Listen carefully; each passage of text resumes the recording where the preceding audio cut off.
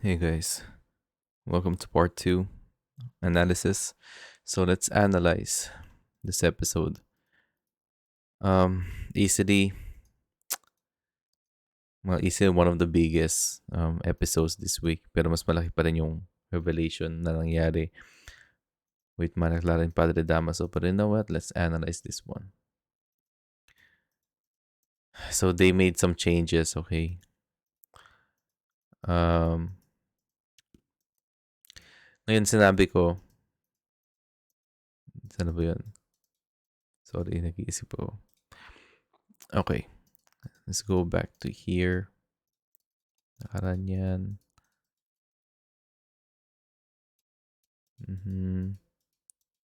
Saan ba dito si Sisa?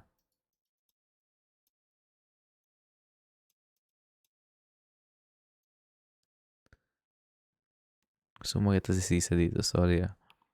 Ito. Okay. So, while this scene was playing, nasa isip ko, okay, si Fidel, meron something about sa mga movies and TV shows na whenever the movie itself or the show itself is trying to emphasize something, that means na babalik yung emphasis na yun, yung subject na yun in a later episode or maybe in a later hour, something like that. And right now, ini-emphasis ng show na to yung idea na naging aware na si Fidel about sa nobela na pinagsasabi ni Clay at nagkaroon na tayo ng scene where Sisa and Fidel shared a scene together, which can only mean two things. Okay? One, in the future episode, I think yung the fact na characters lang sila sa nobela is going to be a huge thing pagdating sa storytelling. I don't know how, pero I think there might be a twist that is happening. Kung i-connect natin to sa real world, fictional character lang, hindi totoong character si Fidel sa Nolimitangan din na story mismo. So, bumabalik na naman yung theory ko na what are the chances na si Fidel mismo ay hindi talaga character sa Nolimitangan eh.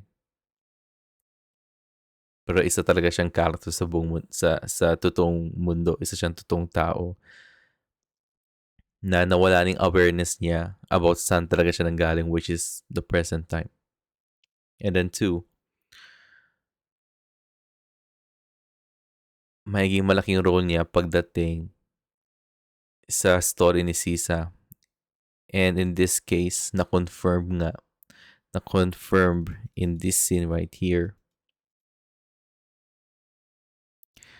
na magsasama si Fidel at si Clay para tulungan nila si Sisa mismo. So that's why they did some changes here. Yung pala napansin ko. While I think they're not going to do the fiesta in San Diego thing, at least na-reveal sa abangan na while patapos na yung December natin, nagsisimula pa lang yata yung December dito sa story na to kasi nakita natin yung mga parol, di ba? So it's going to be Christmas season in this show.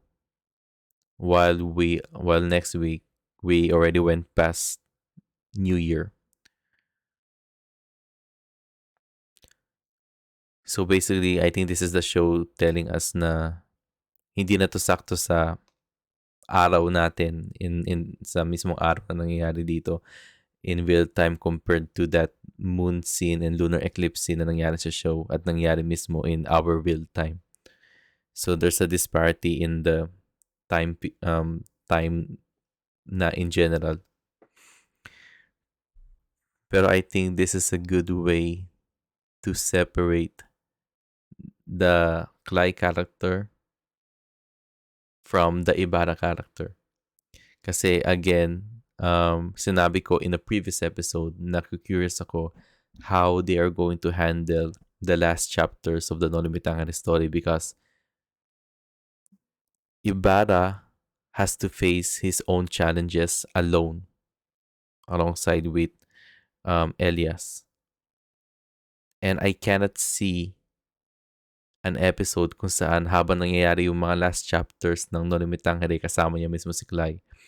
And I assume in the past na sa tingin ko, ang makakasama ni Clay during the last chapters of the story mismo, makakasama ni Clay si Fidel.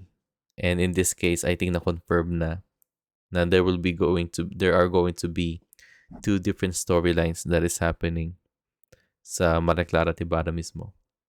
One storyline is the the issues that Ibarra has to face when it comes to Maria Clara and her family, and the fact na si Ibarra mismo ang mapapagbintangan on that resurrection na nangyari sa Abangan. Kasi sinigaw na rin yung pangalan mismo ni Ibarra, mabuhay si Don Crisostomo Ibarra. And then the second story, which is plot B, is going to be Clay and Fidel's adventures para tulungan nila mismo si Sisa. And I think this is a smart way to do it. I think the writers are still able to tell the entirety of No Limit Tangere, even though they had to mix everything up. And even though they had to streamline some stuff para sumakto yung story ng No Limit Tangere mismo with the Clay character. And I think this is smart. I think this is smart. Sinabi ko in the past na, I think sinabi ko lang yata in the last episode or a few episodes ago na hindi na yata natin makikita yung because of the changes that I'm seeing, hindi na yata natin makikita yung scene na pinakanta ni Doña Consolacion si Sisa mismo. And as it turns out, we are going to get that scene next week base sa Abangan.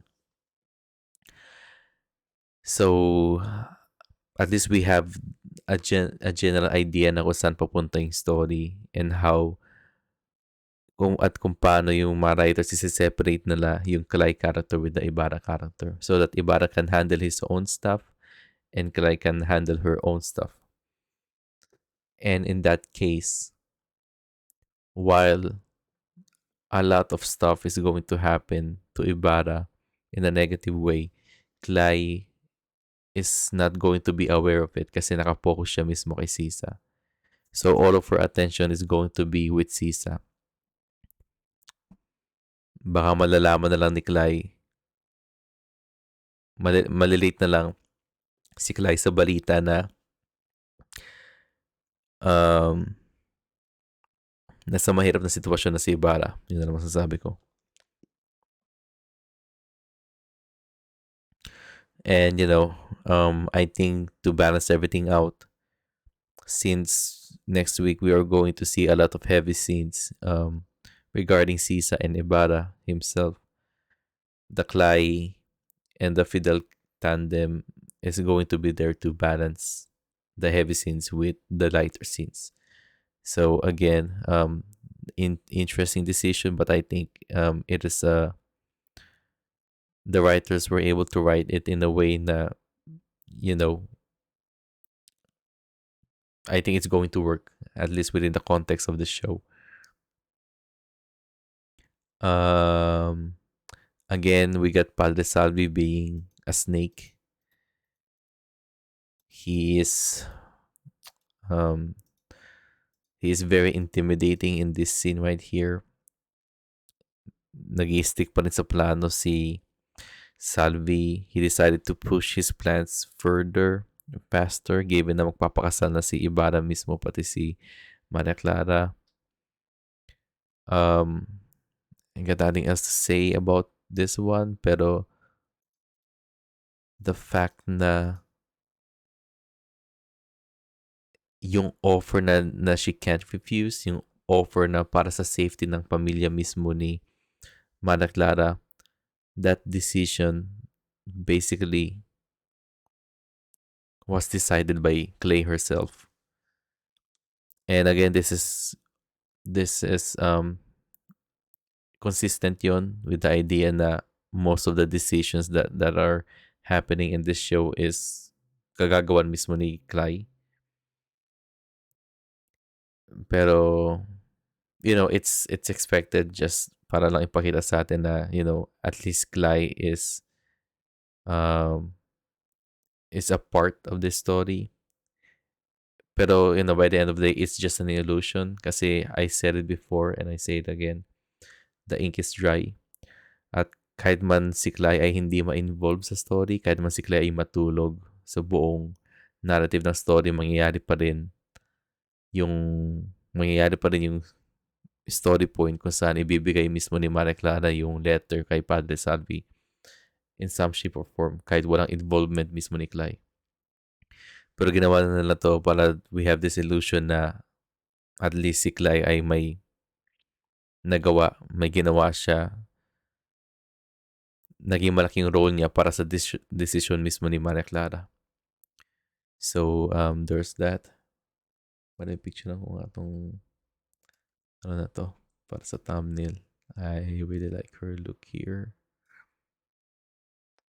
Save desktop.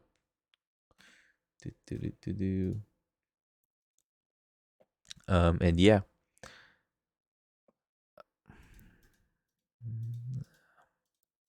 Kinda, it sucks though. It sucks.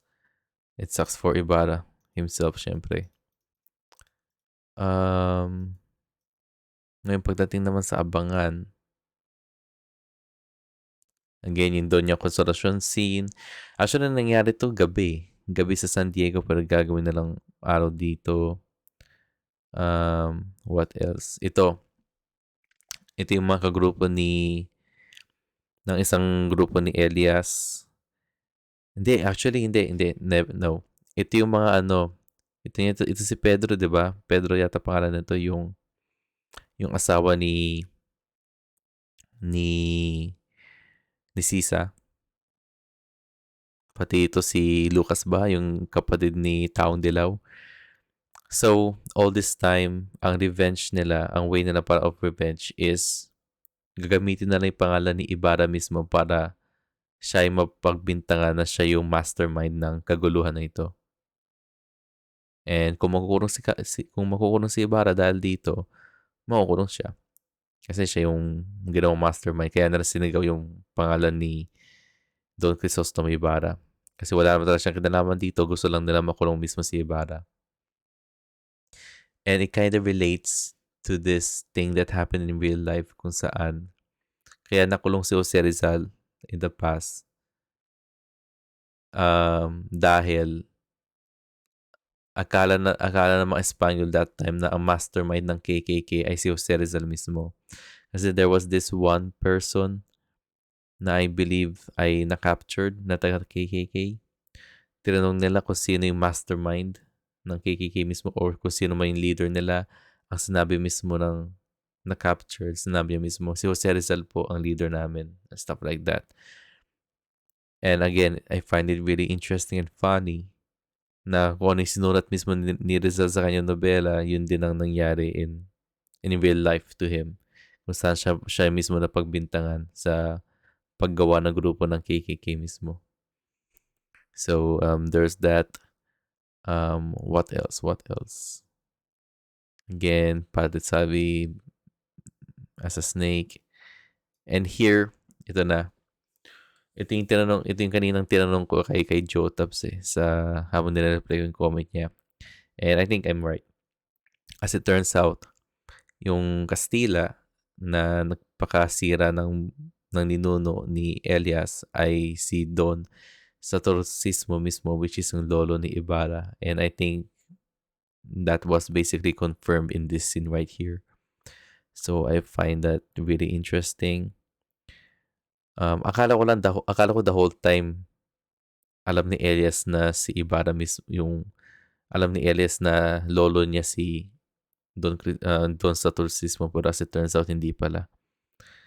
So yeah, that's a very short analysis, but I got nothing else to say.